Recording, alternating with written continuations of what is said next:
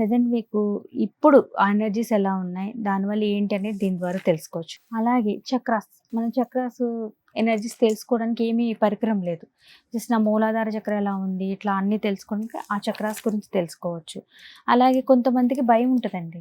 ఫ్యూచర్‌లో నాకేదైనా అయిపోతుందా? పలానాదేమన్నా రావచ్చా? అట్లా ఉంటది. అలాంటప్పుడు కూడా మనం కొన్ని రకాల డిసీజెస్‌ని దీంతో ఐడెంటిఫై చేయొచ్చు. ఇన్ ఫ్యూచర్‌లో వచ్చే అవకాశం ఉందా? అలాగే మనకి జనరల్ లైఫ్‌లో కొన్ని క్వెషన్స్ ఉంటాయి.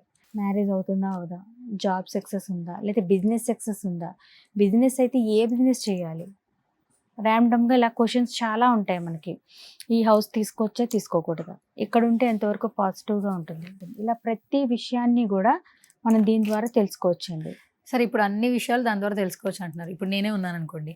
ప్రతి మనిషికి మనం ఇప్పుడు బానే ఉంటాం. ఇంకా బావుండాలి. ఇంకా బాగా సెటిల్ అయిపోవాలని యెస్. కోరిక, ఆశ ఉంటుంది. So, definitely. అట్లా మీ దగ్గరికొచ్చే వాళ్ళకి వాళ్ళకి మీరు ఏ విధంగా సలహాలిస్తారు? అలాంటి వాళ్ళకి కూడా మనం హెల్ప్ చేయొచ్చండి. హ్మ్. యాక్చువల్లీ ప్రతి మనిషికి ఇంకా డెవలప్ అవ్వాలి అనే ఉంటుంది. హ్మ్. ఇంక్లూడింగ్ నాతో సహా. హ్మ్. దానికోసం కొన్ని కొన్ని రెమెడీస్ మేమిస్తాము. హ్మ్.